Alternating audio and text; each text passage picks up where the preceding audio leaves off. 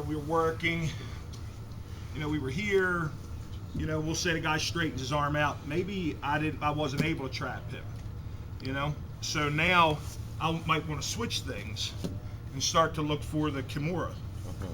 And what that is, it's this same move, just done with the arm the opposite direction.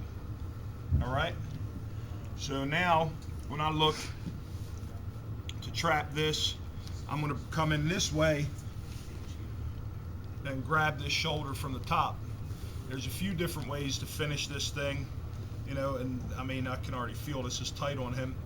As one of the things that I like to do without having to step over the head is I'll take my leg, post that leg up, drop my other hip to the floor, and start to elevate him so that I can take him the other way. Because if I keep this guy's back flat, I'm not going to push his arm through the mat. And I need to take it in the opposite direction to finish it. Can you put the leg over the head? Mm-hmm. Yep. Next, if this doesn't work, I'm not able to get him up, I will step all the way over. You know what I mean? And then from here, I can lift him and finish. The other thing I can do from here, what I prefer to do if I lift this guy up, if I step over, I come here. Keep my knees tight because it stops him from being able to move. All right? And the finish, at this point, what I want to do is I bring it up, keep this tight to my body, and I just turn my body. So I'm not sitting here just trying to, to crank this or just push on it. I keep this tight because when this thing's at a 90-degree angle, the shoulder's catching more of the force. The more I allow him to move it around. Do you make your legs tight, or do you try and keep it out as like a triangular base? No, always tight. Tight. In a perfect world, I'd triangle his head. I'll figure four. That's what I was going to say, because a lot of and times... I'm in a good spot here because I already got his legs scooped up. I'm not a real big guy, and I'm not like as strong as some of the guys that I sometimes roll around with. Mm-hmm. And it seems like when I get to that position, like they roll me off of them, so I'll just triangle my legs and do it with my legs triangled, so to speak. No, that's the right move. Okay. I try to keep it there. You can do that. You can kneel across, and trap the arm any way that you want to do it, Doesn't sometimes the situation decide how you're going to do it? Yeah, it's always. I tell everybody all this stuff's situational. Yeah. I can't just force the position. I take what's given to me. That makes a lot of sense. Yep. That makes a lot of sense. So it really depends. I mean, and from here, there's lots of things I still can do. Would you do that one more time for us? Yeah, absolutely.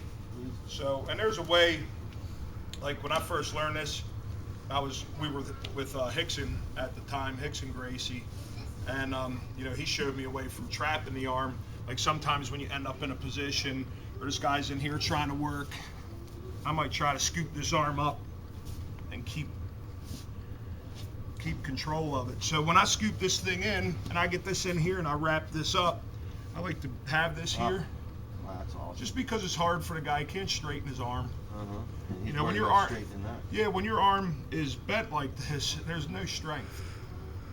So it's easy for me, even with one hand, just to hold this thing, especially when I'm wrapped up over the top like this. If I don't hold this thing,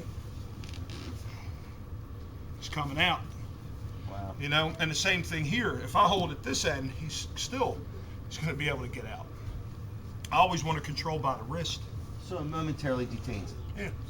Because what I do is while I'm wrapped here and I keep this tight, I transition this hand to the wrist and then I push it to the floor.